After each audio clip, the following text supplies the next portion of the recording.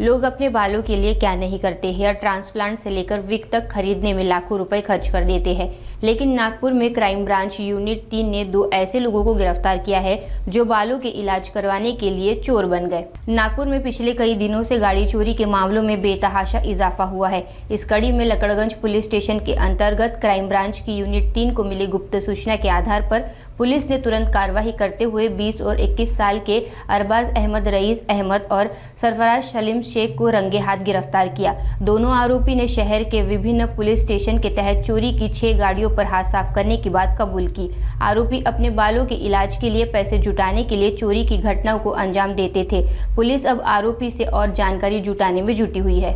आमचे युनिट 3 चे कर्मचारी अधिकारी हे लकडगंज पोलिसांच्या हद्दीमध्ये माल धक्काजवळ पेट्रोलिंग करत असताना गुप्त बातमीदारातर्फे माहिती मिळाली की एक अरबाज नावाचा इसम आहे, तो ऍक्टिवा गाडी विकण्याच्या प्रयत्नात आहे।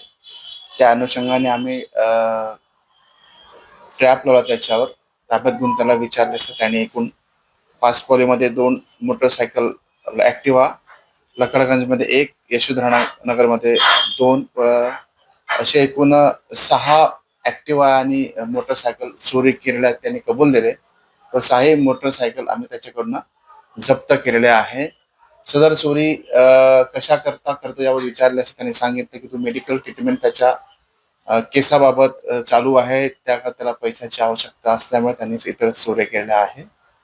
आरोपी व गाड्या ताब्यात घेऊन पुढील कारवाई करत आहोत। याच्यात 2 आरोपी आहेत, एक सरफराज सलीम शेख व अरबाज अहमद, रईस अहमद, हे दोघी पण आपण ताब्यात घेऊन पुढील तपास करत आहोत। अरबाज अहमद जे आहे त्याच्यावर कोणता रेकॉर्ड नाही आहे, परंतु सरफराज जो आहे त्याच्यावर पुन्हा विश्रांतवाडी येथे एक 302 चा गुन्हा दाखल असल्याची माहिती मिळाली आहे।